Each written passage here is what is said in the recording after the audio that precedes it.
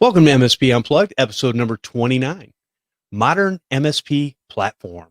I'm your host, Jeff Halash. This is our live show where we discuss the different ways to run your IT business, whether it's managed services, consulting, break fix, or anything in between.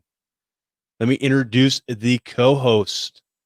We have Paco Lebron from ProdigyTeks. Paco, how you doing? Doing well, Jeff. Better than good, better than most. Good to have you back, man. Or actually, it's good to have me back. I know it's been I think this has been the first time in a couple of weeks that we both been on the same show. That's right. You'd think we kind of had a breakup or something. Yeah, really. And also we have Ian Alexander from SyncroMSP. Ian, how you doing? I'm good. I don't have as cool an intro as Paco. I feel like his was so smooth. I'm jealous now. And also, last but not least, we have Crystal Hinkle from SyncroMSP. Crystal, how you doing? Doing awesome. Thanks for having me. Good to have you. This will be an interesting conversation as it's already begun in the pre-show. Okay, so since Paco called me out last week and said I was lazy because I don't come up with a tip or story till the last minute, I was just trying to prefer others. But you know what? I'm going to follow Paco's lead, and I'm going to go ahead and start off with a tip or a story this week. Matter of fact, maybe it'll be a couple. Tip number one, or tip and story. All right, I had a Dell XPS 13 hard drive upgrade from one of my good managed customers, and they actually live in the Chicago area, believe it or not, Paco, but her kids live here locally to me, and so when she's in town, she'll have me do different things to her computer. Everything else I do remotely. So she was running out of space on her hard drive. It was a 500 gig SSD, but it was almost full. So she was having a bunch of slowdowns and stuff like that. And I said, well, you got to get rid of some of these files and stuff. She's like, well, which files do I get rid of? I'm like, I don't know. They're not my files. I don't know. So I said, well, the other thing we can do is we can upgrade to a 1 terabyte, SSD. And obviously it's an NVMe chip. So it's not actually even a 2.5, inch hard drive. So anyways, I said, yeah, I'll do it. Well, she called me at the last minute and I was able to order the part, got it in, but then she was going back a couple days later, and with my work schedule and stuff, it's hard for me to get stuff done quickly sometimes. And so I had this thing in, I'm like, no problem. Hey, we're going to get it. Well, I'll use Acronis and I'll, make basically make a copy of it and put it back on the computer on the other drive, put it back on that computer, no problem. That went smoothly. Easy peasy, no problem. All until it wouldn't boot. I'm like, oh gosh, you got to be kidding me. So anyways, I go in and I go to fix the master boot record. And I would give you all the ins and outs of it, but there's a lot of things you can do in the command line. If you don't know, just look it up. And when I tried to fix the master boot record, it didn't work. So there was a couple things that I had to go into and, give it try to fix it along the way. Well, none of the things I was doing was working. And this is one of those things when you're tenacious enough and you keep going at something, good usually will come out of it. So I kept going, and I'm thinking I was this close. For those that can't see, my fingers are very close together. I was this close to actually reinstalling the operating system. I was like, it's Windows 10. It'll be quicker. I can just move her data back. Not a big deal. Use Fab's auto backup or whatever. But I had already spent this time trying to fix this thing, and I'm like, I really don't want to do this. Well, lo and behold, there was a couple things that when I was in the command line, there was a couple things I did that didn't actually work. They never completed because I would hit enter and there was some sort of error in this and that and the other. But apparently, the things I did actually did fix the problem because on a subsequent reboot, it actually came back up. So I was like, cool. And so anyways, that's just one of those things that even when there's errors in the Windows operating system, hey, it's Windows, people. It's okay. It happens sometimes, but you can still fix the problems. So that was number one.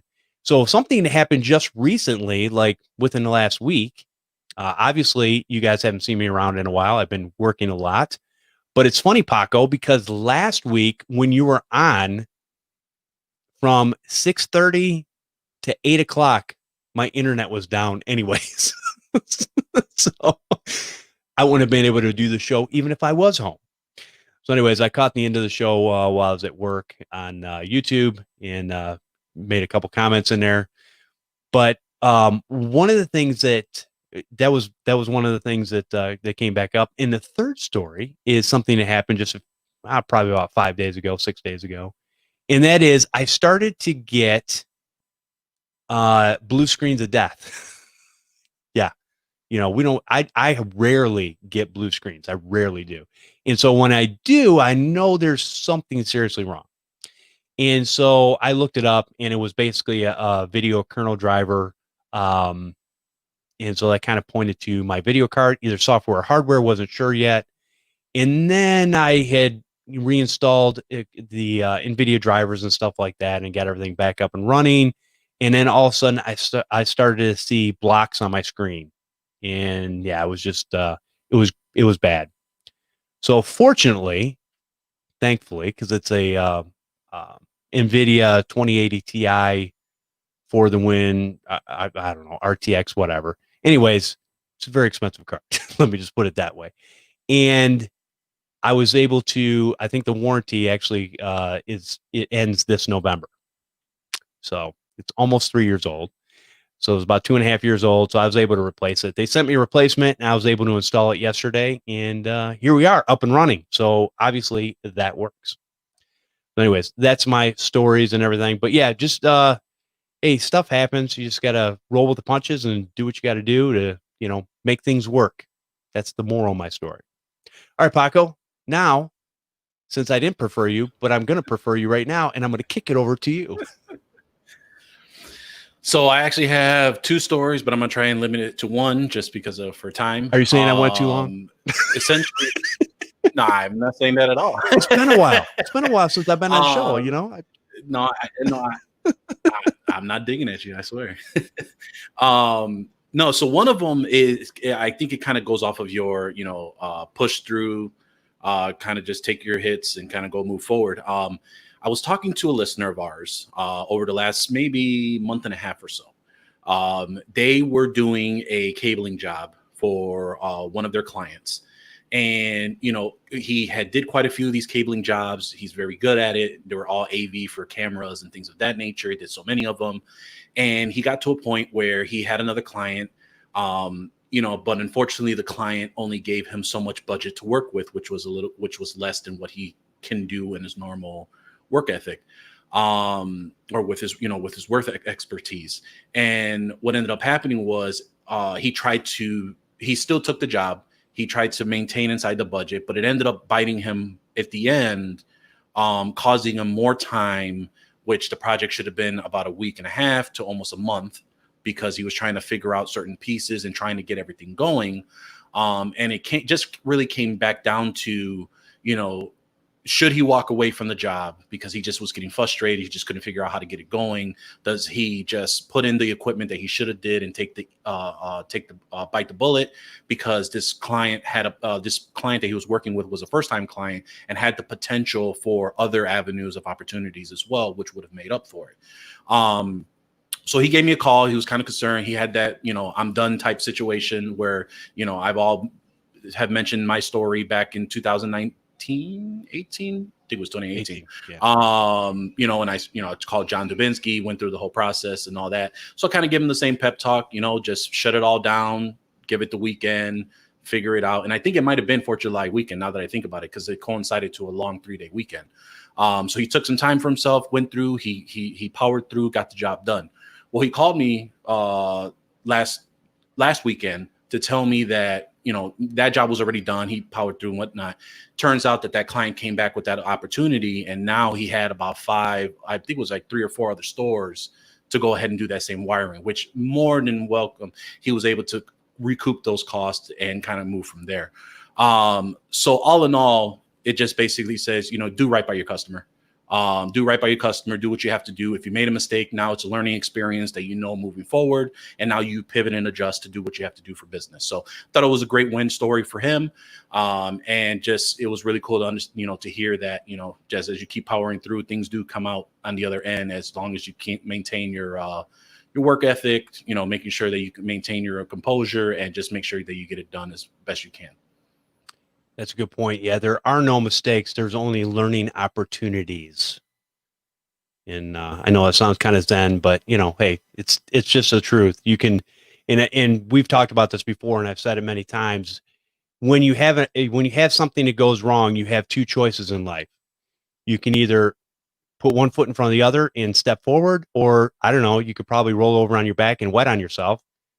But personally, I'm not going to roll over on my back and wet on myself. So I think I'm just going to take the forward path and kind of learn from the experience and move on. So, and I didn't make up that saying. So that's like way older than probably most of the people on this podcast right now. Just a G-rated show, my friends. All right, let's move on. And Crystal, do you have any tips or stories for us that we can learn from this week? Yeah, it's funny because I was talking to Ian a little bit about this before, because I think one of the things that I just am adamant about is communication, just in general. Staying in communication, staying connected. I think now more than ever in our current climate, it's incredibly important. I think a lot of times and this can be business or personal, where you might feel like, oh, maybe I shouldn't reach out, or, maybe I should just let them come to me, that kind of thing, where I just think that pushing through that barrier, and even if it feels a little bit outside of your comfort zone, because you don't know, so what I've been hearing lately, I don't want to reach out. I'm kind of worried this person is maybe not going to want to pay me. If you're talking about business, like an MSP, I don't actually really want to check in with this customer, because what if they're going through it and it just opens the door for negativity, for example. So I've been hearing this a lot. And I think that, yes, there's always going to be that chance that there's going to be, someone that really is not in a good place. But at the end of the day, communication and staying in connection with your customers, or really with family, with friends, is so important, because you don't sometimes realize that they actually do need help in some way that they have no idea that they even need it. Like, they might have had this issue earlier on in the day that they didn't even know it was a service that maybe you could have helped them, either prevent, or now you can help them. And so it's funny, because I do kind of say this with just maybe a funny flip side story, because Ian and I also talk about this often, where when you're in tech, it's almost kind of like you have to be a little bit careful who you tell you're in tech, right? It's almost like, don't tell people that you own a pickup, because you're going to have to help them move, kind of thing. I think it's so funny, because I have now become the Zoom meeting arranger lady for all of the 8-year-old boys in my son's class. And that's an interesting thing to coordinate. And there's all levels of, understanding of how Zoom works, how it doesn't work. And all of the commercials lately that are I keep seeing these memes of the biggest challenge is the mute button and the share screen button, or the share your, oh, this is so real for me right now. So yes, stay in communication, stay connected with, business people, your customers, family, friends. Just be careful a little bit who you tell what you know. That would be mine. That's a great story, and great tips in there. Yeah, you definitely, I think communication is definitely one of those things that and it's not just now, but it's kind of been a lost art for a long time. And I think the better you can communicate, the better you can get things done, moving forward. So, yeah, definitely communication is definitely key, and you got to keep those open lines. I know I just had a customer that, every time I send an email out and update them, they're very appreciative, and they're, hey, thanks for the update, appreciate you just keeping in contact. I'm like, well, I could just sit here, for 4 or 5 days and not let you know what's going on, or I could just communicate with you and get that information to you. That way there's no questions, and there's no, plus it's, to me, in those types of communication areas, it's quicker. I can just zip off an email through Repair Shopper and send them an update, and boom, boom, boom. And, they can send me an email back. It's quick. I'm not having to get on the phone. I'm not having to, have that conversation online, which, there's different scenarios, and you definitely need the face-to-face sometimes. I still don't understand how people do tech support on over the phone without actually remoting into a system. Because I think I would definitely stick a fork in my eye before I would ever attempt that ever again. Matter of fact, I have to tell people, I said, this is why I don't do tech support over the phone. All right, Ian, what do you have one of for my us? family members, I have an agent installed on their machine now. Yep. I won't do it. You can't do it. Almost all of my life has been working toward not having to do tech support for people. Like, because it's fine. I know how to do it, but I don't want to. So like all of the work I've done to like make these products and stuff has been to just make it so I didn't have to do that work. Nice. I like that. That's awesome. All right. Did you have a tip or story for us this week, Ian? Anything you want to share? Yeah. Short one. Whatever your biggest problem in your business is right now, or your biggest bottleneck or constraint, there's probably a book about it. So it's really easy to forget that and just like kind of not solve the problem or something, or try to reinvent the wheel.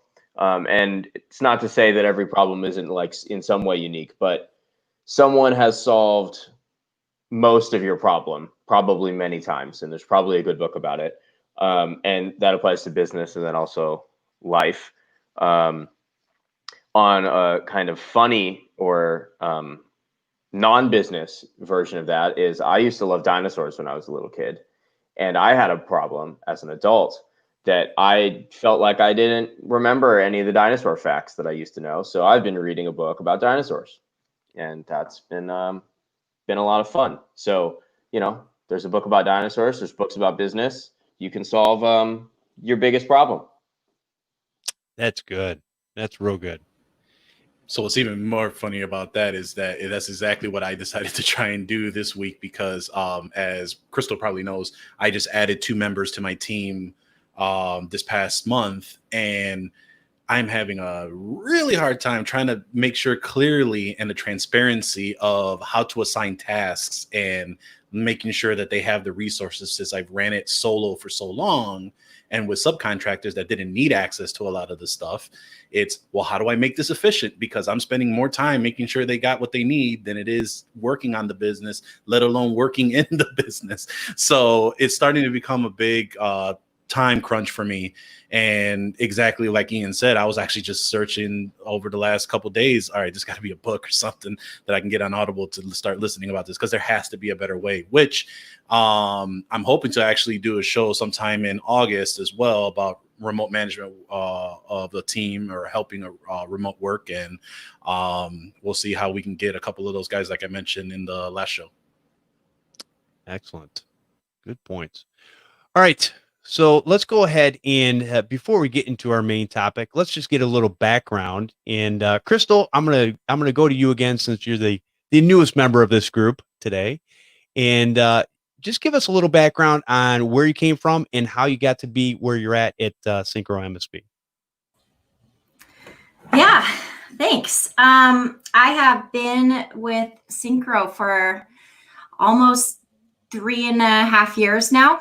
And Ian hired me, and our first interview, I think, it was supposed to be like a 15-minute, hey, let's, just get to know each other a little bit. We talked about basketball for about an hour, and it was, it was, a great conversation, went through that process. And I actually started out, I was selling Kabuto.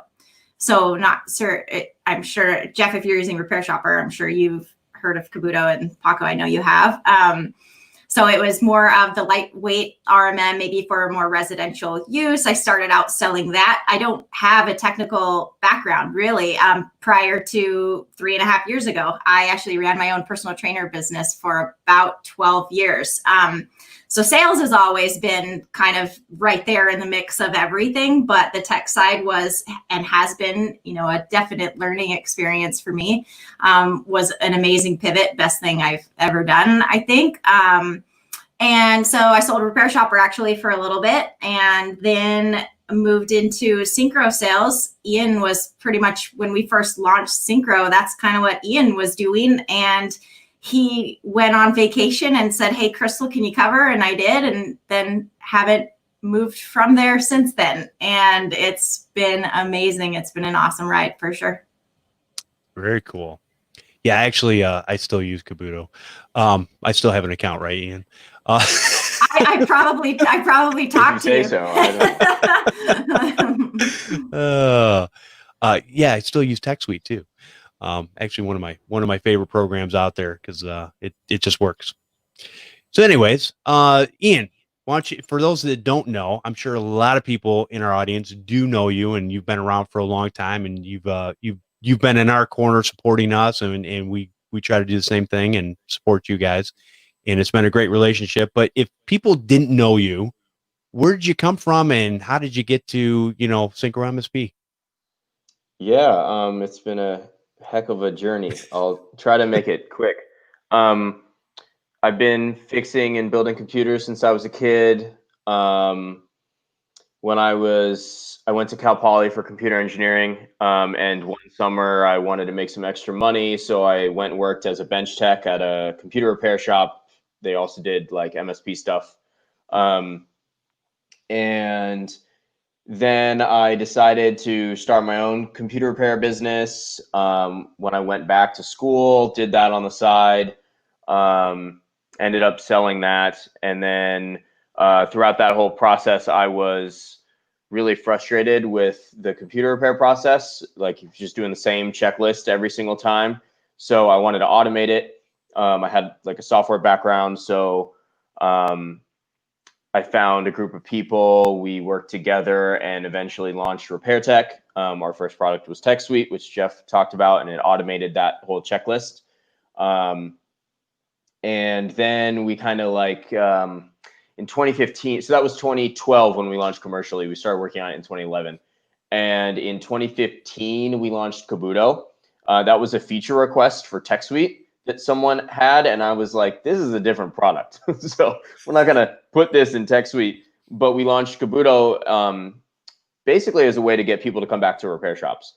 And it kind of turned into a lightweight RMM. We had been partnered with Repair Shopper. We were each other's first integration back in 2013, I wanna say. And I had like a monthly call with the folks over there just to compare notes and stuff. We had very complementary products. Decided we wanted to work more closely together, and we merged in 2017, and then became one big team, and we launched Syncro together.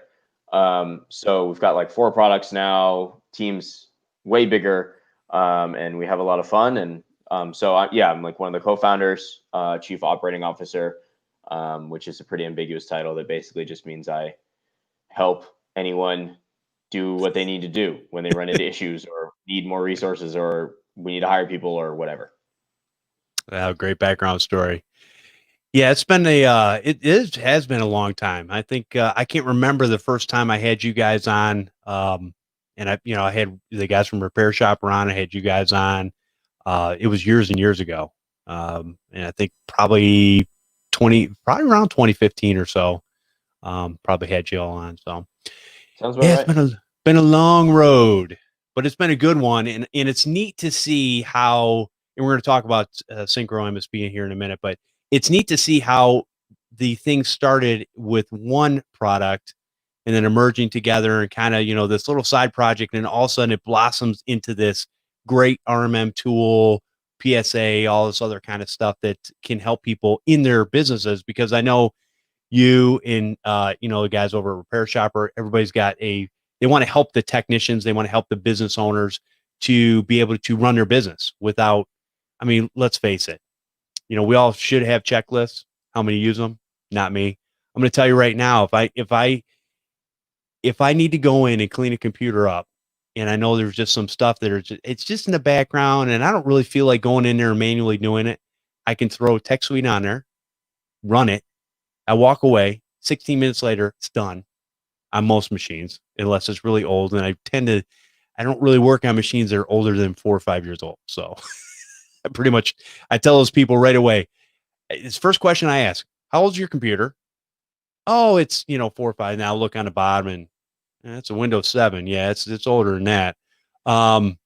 Yeah. So let me explain this to you. Here's how it works. You know how you have dog and cat years for humans versus, whatever, 7 years for a dog and cat versus 1 human year. Well, computers, I have a 1 to 10. So for every year that your computer is old, so people will bring me a 7-year-old computer and I go, listen, I'm not saying that 70-year-olds can't do things, because they obviously can, just not as well as when they were in their 30s and 40s and 20s and teens. So that's a pretty old computer. And I said, you probably want to replace it with something new, younger, better. Yeah, I'm just saying. So no, I explain that to people, and I try to talk people out of fixing their computers a lot of times, because it's just not worth it. With technology and electronics in the way that they are, if one thing has already failed, their chances are other things are going to fail. So even if they pay to have it fixed, I'm like, it's just not worth it. We'll transfer your data. We'll set the other computer up. You'll have a brand new computer that you're going to be happy with, you can use, and it's going to have all your stuff on it, and you'll be, perfectly fine for the next 3, 4, 5, 6 years, whatever it might be. So until you start having problems with that, then I'll probably have you replace it again. But anyways. All right, so let's go ahead and talk about our main topic, and that is SyncroMSP. And I don't know where you guys want to start. I tell you what, Ian, why don't you just give us a overview of what SyncroMSP is and what it can do for the business owners out there. I'm going to tell you this. I haven't done sales for Syncro in a long time. As Crystal said, I was like, when we launched it, I was like, I need to go talk to MSPs every day for the next 6 months. So I was like, I'm going to be the salesperson. You guys build a product, we'll talk about product the whole time. But this was before, I think Crystal was doing Kabuto sales at the time. And these days, Crystal's a lot more close to it, and she's probably a better person to talk about it. So I'll let her give the intro. All right. Sounds good. Oh, so the handoff. Okay. That's how it works. He threw the softball to you. So no. No, that's great.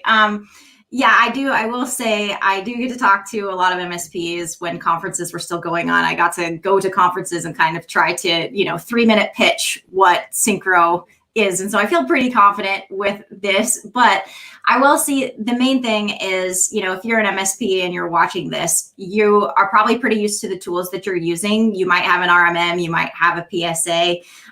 They might be integrated, they might not be. They might be completely disjointed, which is actually what I hear a lot. I hear this very often, or they are somewhat integrated, but kind of mashed together in a very odd way that sometimes isn't the most efficient. So the best way that I like to explain it is that SyncroMSP is a fully embedded RMM and PSA, but built by the same people at the same time from the ground up.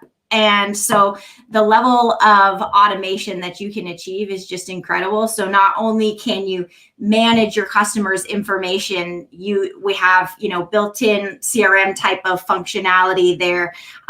You can create tickets, you can log your time. But the incredible thing is you can go from a ticket to an invoice with a click of a button. And then even further than that, we have fully integrated payment processing. So you can go from adding time to a ticket to automatically billing your customer. And this is all things just on the professional services automation side. So this isn't even touching the RMM, which then kind of opens the door into this whole new world where those same type of automations can now start from an RMM alert. So you can have, specific policies set on machines where, you have low disk space or something like that. And you can have an automation set that automatically creates a ticket for you. We have a built-in PowerShell module. You can even have a script run that takes care of the issue, but then also logs time in that ticket. Then you have billable time, and that could have happened in the middle of the night while you're sleeping. Wake up in the morning, billable time. We've got those very advanced reoccurring invoices that you can have those pending ticket charges just auto compile right onto an invoice. You literally full service without even having to actually manually touch the machine at all. And really, you would not see automation like that unless you did have a fully embedded RMM and PSA tool that like I mentioned, just built together from the ground up. And then in addition to that, I think that it's worth mentioning too that, you know, our pricing model is very different than maybe what you're used to. And so just real quickly, because we don't need to spend a lot of time on this, but we price per user, so per technician. So if it's you and maybe you have a couple technicians, there's 3 of you, you pay for 3 users and it's unlimited endpoints. So it's about $300 a month. You can deploy this on whatever machines you want to. And what is really amazing about that right now is that we see, obviously, there's, you know, you used to be in offices or small businesses, and now those small businesses still have those machines, but they also have all of their machines at home, right? So a traditional maybe RMM that you're used to, you're thinking, oh my gosh, that's going to add a ton of charges now. I need to throw, you know, the agent on all of the home computers or whatever that might look like. Where with Syncro, we don't charge per endpoint. So you can offer top-notch service and protection for your customers without feeling like you are getting punished by just adding additional charge on your bill. So it allows you to just do your job as well as you possibly can during these times and be there for your customers. So I think that would be kind of the nutshell. How's that? I'll tell you what, Ian, I see why you hired her, because she's good. She explained it very well and to a point where everybody could understand exactly what it does. You boiled it right down. So before we move any further, though, I want to know, Ian, so what is it you do in your day-to-day operations? Like me Yeah. personally? It's changed a lot over time, which is really fun for me. I really like learning and working on cool stuff and working with cool people, and I've gotten to do that a lot, even though my role's changed. And yeah, at Repair Tech, I was CEO, which meant I was doing everything that wasn't being handled by someone else. And then when we merged, I'm now Chief Operating Officer. Most of what that means for me on a day-to-day basis is like, if there's a team that needs to get built, I will usually start that team and build it. So like sales was actually a good example. We didn't have a sales team. And so I was like, I'm going to be salesperson number 1. And then I'll figure out how this should work and like what MSPs need and like what the sales process should look like and all of that stuff. And then, you know, replace myself. So Crystal is now running the sales team, and it's awesome. I work a lot with like marketing and customer success to make sure that we're like communicating what we're doing well and that our customers are happy. I also do a lot of our partnership stuff. So like Paco and I were talking before the show started about like a potential partnership with another vendor. I handle all those relationships now. So anyone that you want an integration done with, like I'm usually the one to set that relationship up and then like hand it off for like the technical stuff and the product specs and all that. And then I do a lot of hiring these days. You know, if our dev team, for example, has grown a lot and they need more devs so we can ship more things faster and better and more often. And so doing lots of hiring, which is a lot of fun. And then doing things like this. So I get to talk to lots of MSPs still. I look at Reddit probably like 50 or 100 times a day, just to like see what everyone's talking about, stuff like that. I go in lots of like, I'm probably exaggerating, but it's probably 30 times. I probably do check it like 30 times a day. So yeah, lots of trying to keep my pulse on what everyone's doing and what's going on in the industry, what MSPs need, how we can add resources to our team to help MSPs more, that kind of stuff. And that's awesome to have that aspect of a business, because not every business is going to have somebody that's in the background that's pulling all that information together, building the right teams at the right time to make the product better. Obviously, you got somebody that's in the background that's doing all this stuff so that the product can be better and help the business owner at the end of the day. So that's awesome. It sounds like, you're not just sitting in an office, eating bonbons. You're kind of, doing doing something on a regular basis. So that's good. I don't think that eating bonbons is part of my job description, but I have a lot of fun just helping MSPs, and I'm not the only one, by the way. I can't take full credit for that. But we're definitely a product company. Like, we're not a sales driven company, we're a product driven company. So our technical support and sales and customer success folks are all kind of like a funnel for feedback so that we can then implement that in the product, make it better and stuff. So we have a lot of fun with that. That's good. And I'll tell you what, so what you guys are seeing here with Ian and Crystal, we know a lot of the other people that are on their team, and a lot of the other people that are part of the company, and they're the same type of people. This is what they do. They want to build a product. They want to make your lives better. They want to save you time. And it's always been people first with this company, no matter what they've been doing.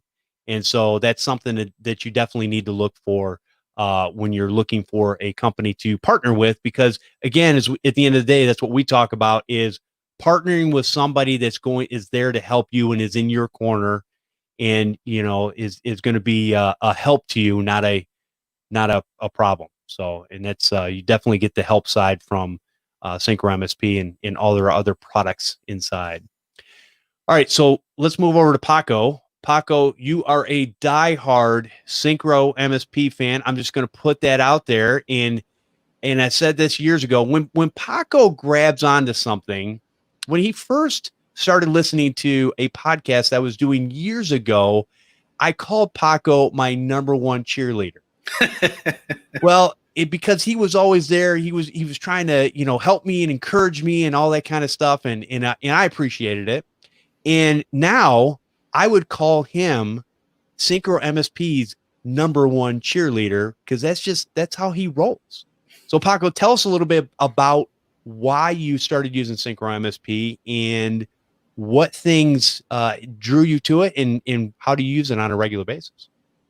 So I can say that because of the fine folks over at SyncroMSP, like Ian and Crystal, I get to eat bonbons and sit at the jacuzzi and drink my slushies, as John Davinsky says, and just let the money roll in for as I get everything done. But on a serious note, what's interesting is when I appeared on Jeff's show in 2015, I think it was, or 2014, when I got introduced to the community, I was actually using Help Desk at the time. And I remember I was using it, and I, not to say anything bad on those guys, I just couldn't get a hang of the product. And I couldn't find a fit for it. And you had mentioned, well, have you checked out Repair Shopper? And, I know I tried it at the one time, and I didn't go into it as deep. I was like, well, let me give it another shot. So after your recommendation, jumped onto Repair Shopper. I had been running Repair Shopper for, I want to say, since 2015 to about 2017. Is that when Syncro launched officially? Yeah. So I was using Repair Shopper, complementing with another RMM, and that's kind of how I was doing my break fix days, because I started off as a computer repair shop. During that time is when I shifted into a more managed service model, and focusing a little bit more on businesses, and that's when Robert emailed me to let me know that Repair Shopper and Repair Tech were merging. We launched Syncro. We'd love for you guys to come out and support us. And I've been on ever since. And it was one of those where I think I even told this to Ian, was just because of exactly how he said that they're a product company first, and the way that the people are at the company, I told him I rather give them my money than someone else, even if the other product was doing what I needed it to do. And although Syncro does it much more efficiently for what I needed at the time, and has blown me away from the amount of updates and progression that they've had over the last 3 years, I just knew that, I wanted to give my money to them. Like, that's the support. That's what I wanted to do, whatever I can do to kind of go from that route. And yeah, I've been on this platform for 3 years. I've done many integrations of the Many App Center, which is their integration tab, which has the ability to integrate with other providers, whether it's through SyncroMSP or through another portal, whether it's scripting and things of that nature. I think the biggest piece for us that we've been utilizing the most is exactly like what Crystal was mentioning, is the RMM agents, not having to worry about making sure that we have total visibility on all of our clients and all of their technology devices, whether it's PCs, laptops, or Windows tablets, and being able to monitor all those as properly as we can. And just the overall flexibility that the software has to be able to pull information into the system, let alone pushing it out. So other than that, that's really what, we've been using it. Because of it and the efficiency of it, I was able to expand my team, as I mentioned before, and it just allows us to become more profitable, more efficient with our time, and really getting into the ability of what else can we do with the software, because I know for a fact that we're only using 40% of what this software can do. And that's coming from the repair shopper days, carrying all over those guidelines and those setups, and just all the new stuff that's came out over the last couple of years as well. In going off of that a little bit, Paco, too, I think a lot of people don't want to spend time in setting something up to save them boatloads of time down the road. I mean, that's always we're running around putting fires out all the time. So we never take that time. And we tell people, you've got to take the time to set things up in your business so that you can you can have that more efficient way of doing business. And there is, you mentioned earlier, you're kind of teaching people the system. And in doing that, it's really a time suck for you. And it's a time suck right now, but down the road, it's just going to it'll work itself out, and you'll have more time available to you in the future. Right. And that's really my own fault as well, because of the way that I had that business for so long and used Syncro in a certain way. They have so many different ways of tools to collaborate with other members, with their calendar feature, with the ability of how the ticket queues can be arranged, things of that nature. And, and I would argue with a lot of people that I've heard from many trade shows and things of that nature that, this platform can very well beat out any of the more sophisticated and those that have been around for a lot longer.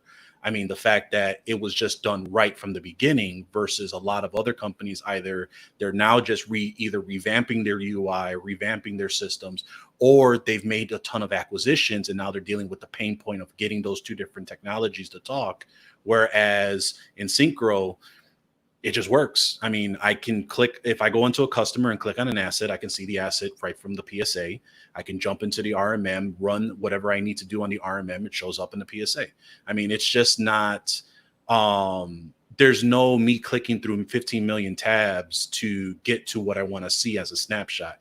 And if I can't see it through between those two platforms, I can always pull up the great reporting they have. And I said great reporting. And for anyone that has a problem, bite me.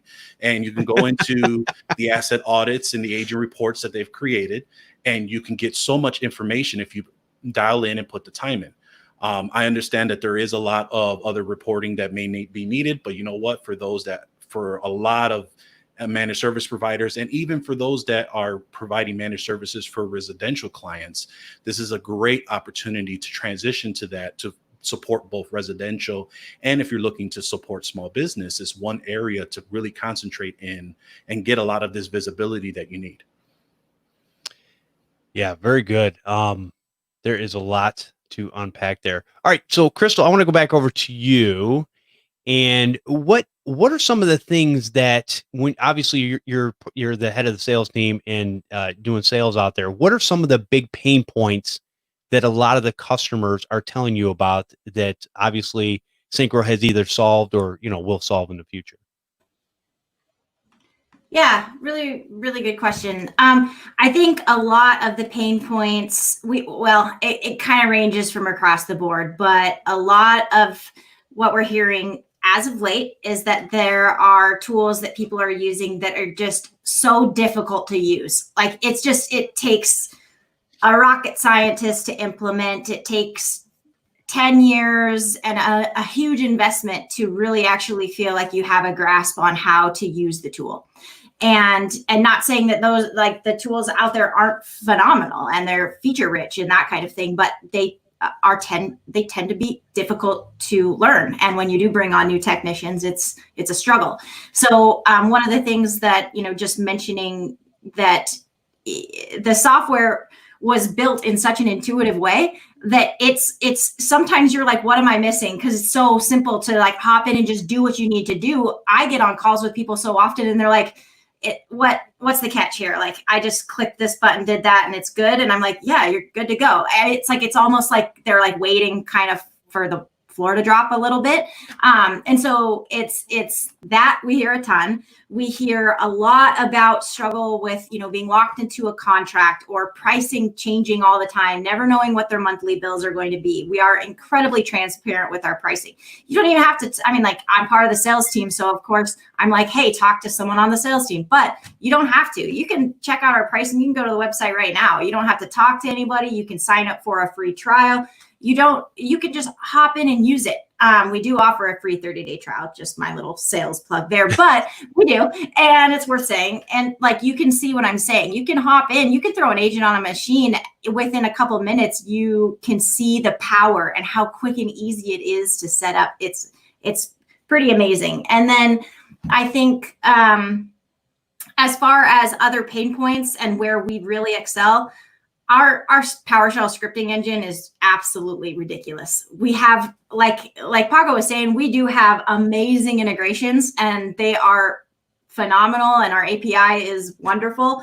But really anything that's not organically built in, you can script it. Like, it's incredible what you can do.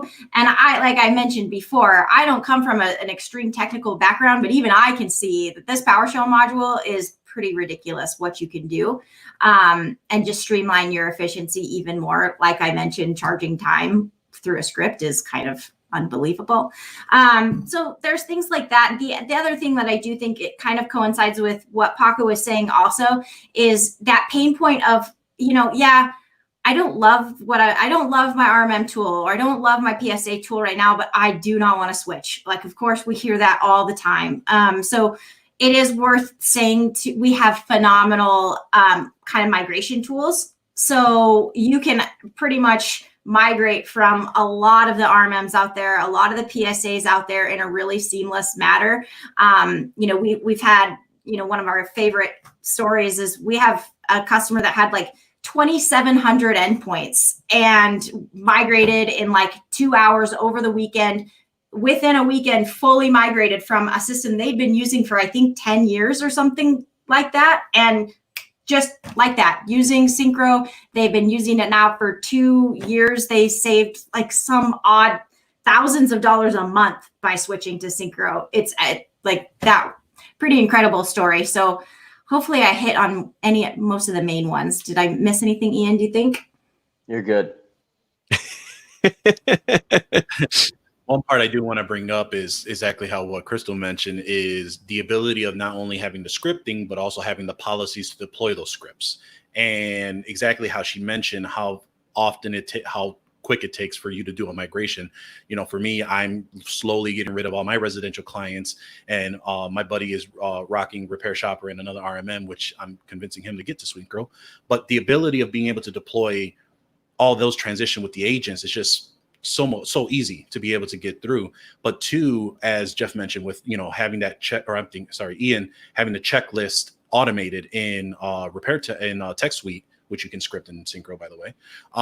You can also run the policies to run your implementation of software you're going to install as well through the scripting and the integrations they have. So what would take me probably 30 to 45 minutes to install my AV, install my patching, third-party patching tool, installing my MDR, making sure the system is encrypted by BitLocker, pulling the key into knowing what the key is, making sure you run the updates. I have a worksheet that kind of does that checklist to make sure it all ran, but having you deploy a policy with just one agent, it's already checked off. And all they got to do is just basically run that in a matter of 5-10 minutes. I've ran all those processes. And with the exception of the encryption for BitLocker taking however long, I can easily pull the key and let it do its thing. So in a matter of minutes, you can take out something that takes you 45 minutes because either A, you forgot to do something, or B, and you didn't have a task list, or B, you're going down the task list and you're grabbing your installers from all these different places and grabbing where the key is and things like that. All right. Ian, where do you see SyncroMSP going in the future? Obviously, you've got your pulse out there, talking to different vendors and stuff like that, and you know, and I know you guys got a humongous game plan, and I think you're having fun with it. And I will say this too. I meant to mention this before, but talking about ease of use in any of your guys' products, it's because it's built by real people, and I think. And this is not to be rude to other products out there, but a lot of them are built by engineer type people. And there's different types of engineers. So don't be insulted if you are an engineer. I get it. But there's a lot that it looks good to you, but to the average user, when they try to do something, it's not that easy to understand. But like Crystal said earlier, you can get in, get this thing set up, and that 2,700 endpoint migration, that's an awesome story. That should tell you a lot right there. All right. Sorry, back to you, Ian. Yeah, good question. I could probably answer this from a couple different like angles. So I'll maybe start with one. I think that we want to be the modern MSP platform that makes people more money.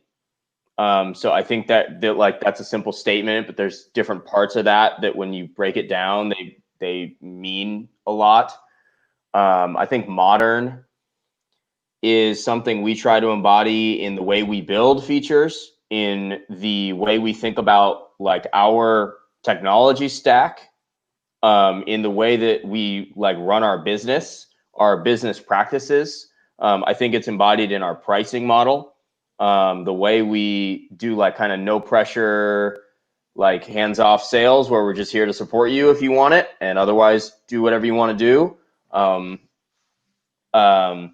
So I think it's a little bit more of like a modern approach to things. That could be in like the user experience, the way that you can just sign up for a free trial. You don't have to like call a salesperson first to then like wait and get a, you know, consultation kind of thing, like transparent and fair pricing, that kind of stuff, no contracts. So I think the modern thing is like built into everything we do. And we want to keep furthering that.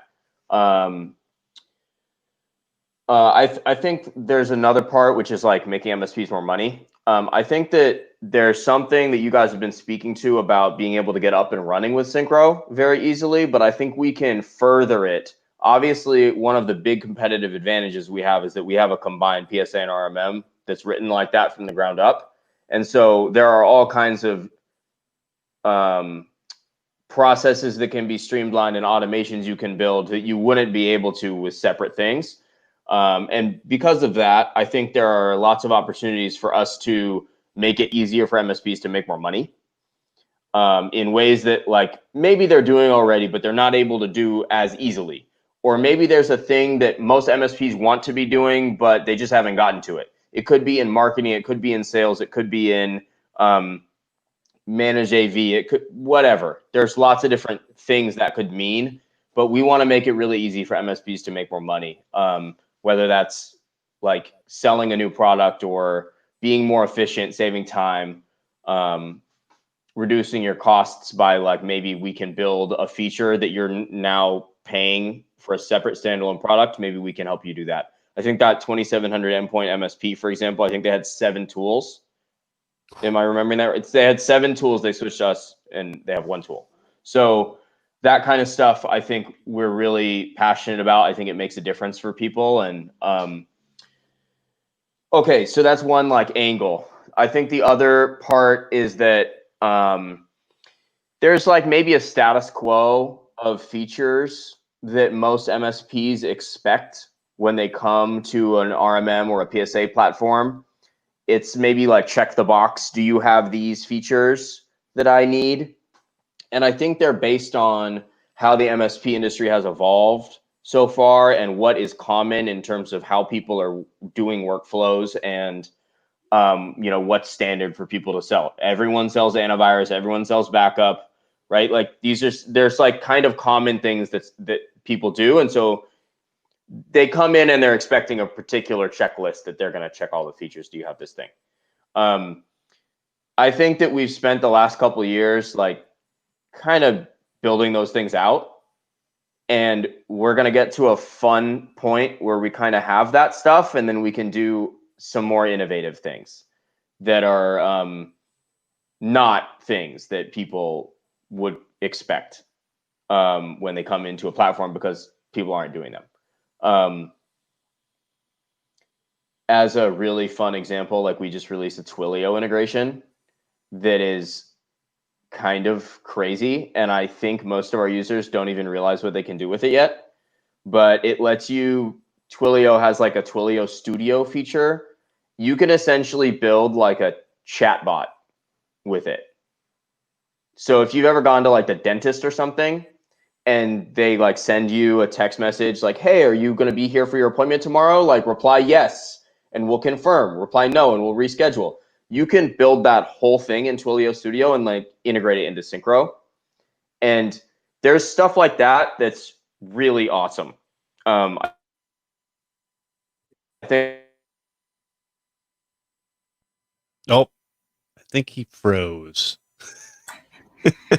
I think he might have froze also. Maybe I'll read his mind and say that I think the other things that we've just released, just in regards like chat, I'm not sure. I'm sure, Paco, you're using the heck out of chat. I sure am.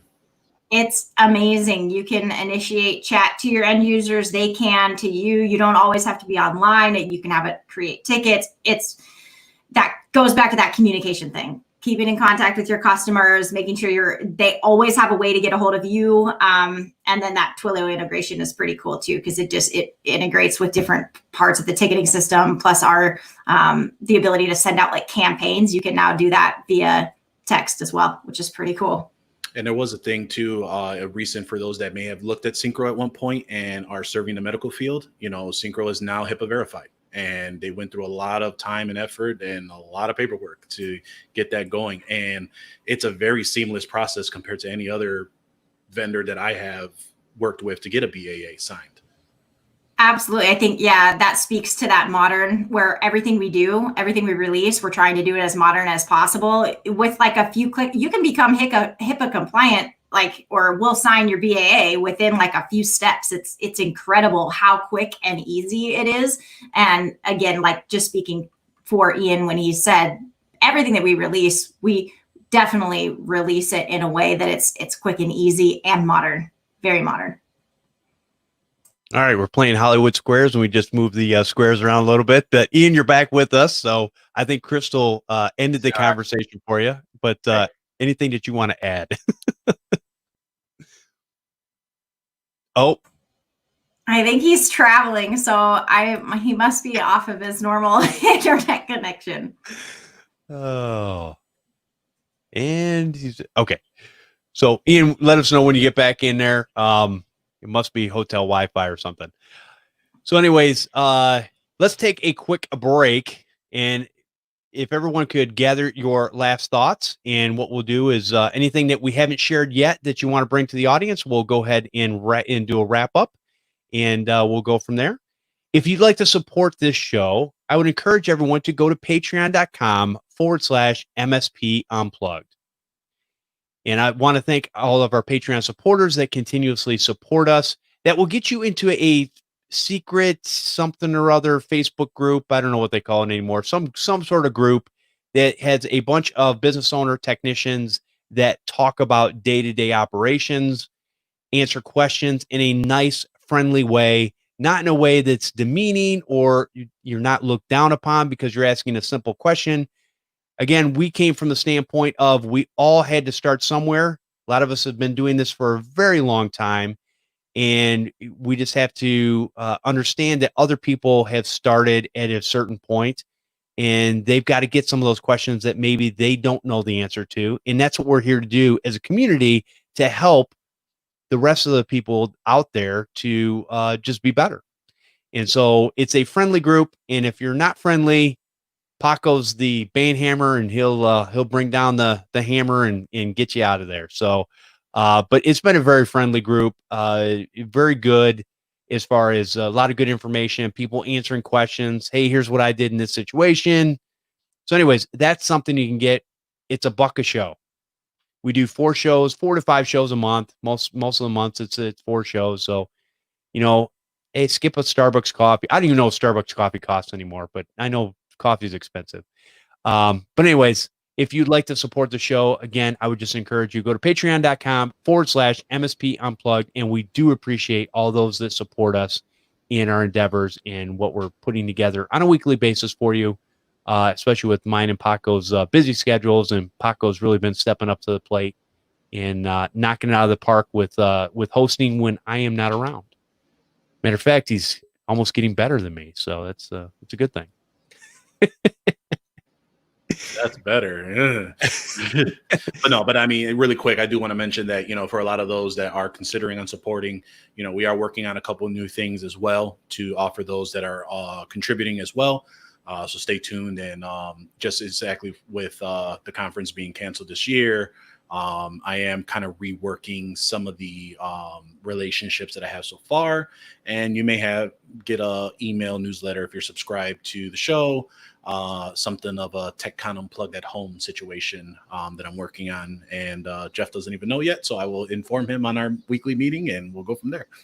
Sounds good. And Paco, you know what? Send me a link again, because I don't know. I'm sure I have it somewhere for the newsletter, and we will put that in the show notes because I totally forgot about. We probably should have that in there so people can sign up and keep up to date with the information that we're sending out. Again, we only want to send out. We don't send you a bunch of spammy newsletters all the time. We try to give you information that will help you and make your business that much better. So that's what we do here. But anyways, we'll put that link in the show notes. Yep. All right. So Crystal, is there anything that we have not covered when it comes to SyncroMSP that you want to let everybody know about? Well, I think there's a ton, and if our time is running out, but I do think it's worth just saying, and Paco kind of mentioned it also, Syncro is incredibly flexible, and really it does not matter where you are at in your MSP career, whether you're considering even a jump from break fix to managed services, or you're just starting managed services, or heck, you've got 15 technicians and you're off and rolling, but you're looking for something that is more modern, that can possibly save you time, save you money, and even make you more money. I would just encourage you to check it out. I think that it is incredibly flexible, and it's so customizable that I don't like to put it in this little box that this is only for a certain subset of MSPs, right? I really think that you can check it out for yourself, and just the fact that it's so easy to do, I recommend it. We do offer free one-on-one product tours, and they're incredibly low pressure. We're not going to try to sell you. We just want to show you all the cool stuff because, like Ian mentioned, we are product driven. We like our product. We think it's awesome, and we'll tell you about it for sure. But in a way that, hey, if it doesn't work for you, we're not going to try to sell you on something that doesn't work for you. And so I would just recommend checking it out. We also do open office hours. Paco's joined us for open office hours several times, and they're fun. It's just kind of like this, but only more of a full Q&A. And if you just have more questions about functionality that maybe we didn't go over today, hop in. I think that would be cool. Maybe I could send you the link for the show notes for that as well. Absolutely. I would love to put that in there. So yeah, we'll definitely let people know about that. All right, Ian, I think you're back. And we're for right now, till the next time. So what we're doing is just kind of a wrap up, and any lasting thoughts, anything that you want to share that we have not shared about Syncro at this point with the audience that they probably need to know about? No, we're here to answer questions if you have them. Otherwise, I think Crystal covered it, and Paco's probably our best salesperson we've ever had. So you just listen to Paco. There you go. And Paco, any lasting thoughts from you when it comes to using Syncro to run your business? So I got 3. So the first one is the support.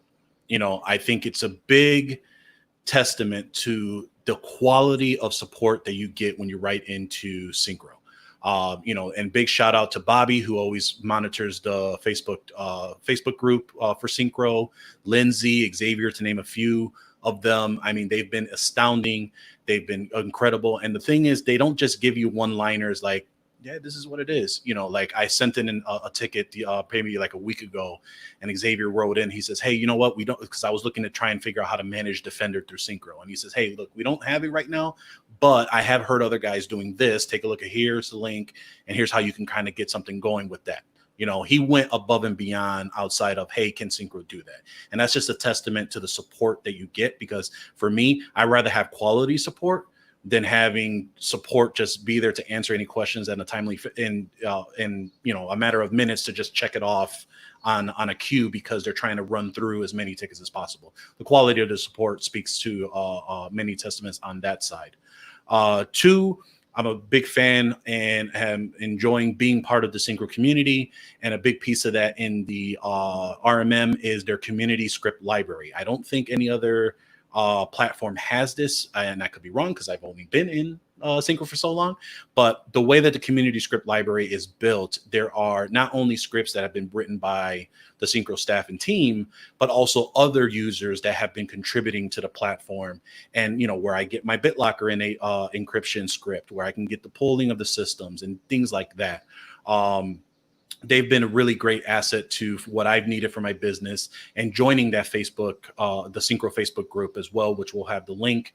That is where you get the true unfiltered version of what's going on with Synchro, the good, the bad, the ugly, and the team doesn't shy away from it. They are going to tell you transparently what's happening. This is what it is. Here's the great stuff that are coming in. And it's never, well, you know, you're an idiot for wanting that type of feature. I mean, they're always listening to what you want. They will go ahead and try and please as best they can, because they're not selling ice cream. They're doing software. So they have to make sure that they can do what they can. And the biggest piece that I'm going to sign off with, if you are using Synchro, and I know Ian and Crystal are probably not going to say it, so I will say it. Head over to G2, write them a review, let them know on how great they're doing. As much as we partner with a lot of companies and our clients who are investing in us, we need to help do our part to invest in the partners that we have as well. So go run over there, write a review. The more that they can get discovered, the longer they're going to be able to stick around, which is beneficial to me selfishly and to others that are using the software as well. If that's the best way you can support them, that's the best way you can do it. In my opinion, make sure everyone knows your experience on how well, if this has been saving you some money, time, and all in between. Very good. And I will say that why not do a 30-day trial? Go there, sign up, you know, kick the tires, use it in your business, set it up on your own systems, start to understand how it works. And I know it sounds like Paco and I are a couple of fanboys, and we are. But there's a reason for that. It's because these are the real, what we call real people. And these are people that we try to partner with because they understand our pains and they understand the things that we go through. And because a lot of them have been there and they've done that. And so they've come up with these products to solve a lot of those problems. Now, again, is everything going to be perfect? Absolutely not. But you know what? It's okay, because at the end of the day, you want somebody there that's going to support you and help you, just like Paco said. Hey, go check this out, and maybe you can do it this way until we get something set up permanently inside the system. That's gold right there. I mean, literally gold. And I feel you're doing yourself a disservice, especially John Dubinsky, if you're not using a PSA. That's not fair. He can't defend himself. It is fair because it's my show. I can say whatever I want. And I'm sure I'll get a phone call from him later. So anyways, I really, I think that you might as well go out and try and put something together and, just get it done and see how it's going to help you. Because at the end of the day, you want something that's going to be able to save you time, save you money, and grow your business. And I believe that Synchro has all three of those attributes inside their business, because that's just who they are at their core. So, and you guys know, I don't say this lightly when it comes to really deeply about companies that I really truly believe in. And if you're going to check one out, this would be one of them. That's just how it is. 'Cause I've known these guys for a long time. I co-signed that statement. So, all right, let's go ahead. And Crystal, if people wanted to get signed up for a trial, where would they go? And maybe if they had a question for you, where could they get that information from? Yeah, you can just head to just SyncroMSP.com. You can sign up for a free 30-day trial there. You can actually even request a demo from there. We have a little campaign going on. I saw Paco drinking out of his mug. You can get a free Syncro mug if you attend a demo with someone on the sales team. So that's a little bit more of just a little push in that direction, but yeah, feel free to do that. And then, yeah, if you have questions just before you do any of that, Phil, you can shoot me an email. It's just Crystal, CRYSTAL @SyncroMSP.com. Excellent. Thanks for coming on and sharing with us today. Definitely thank you appreciate so it. much. Yes, thank you. It was fun. And Ian, if people want to get in touch with you and pick your brain, where could they do that? They can email me at ian@SyncroMSP.com, and if my internet works, I will respond to them. Is that hotel Wi-Fi, by the way? It's not. It's my friend's house Wi-Fi, which was working really great until I needed it to work. Really That's generally how it is. All right, Paco, if people want to find out more about you and where they could get a hold of you, where would they go? You can find me on this fine programming every Sunday at 7:30 Eastern, so we won't have to go through the whole standard and daylight deal. Or you can hit me on the Facebook, on our MSP Unplugged Facebook group, or you can always shoot me a note over at LinkedIn. I'm pretty active over there, so feel free to go ahead or just shoot me an email, paco@ProdigyTeks.com. But either of those, you'll find me one way or another, or you'll just message me here on Sunday. Very good. And appreciate everybody coming out on a Sunday evening and sharing with the group today. All right, watch live and hang out in the chat room over on youtube.com/MSP Unplugged. You can subscribe to our YouTube channel and your favorite podcasting app to never miss an episode. Hey, might as well get subscribed so you know when we're going live, even though it's the same time every week. And I want to thank everyone for listening. We'll see you next time on MSP Unplugged.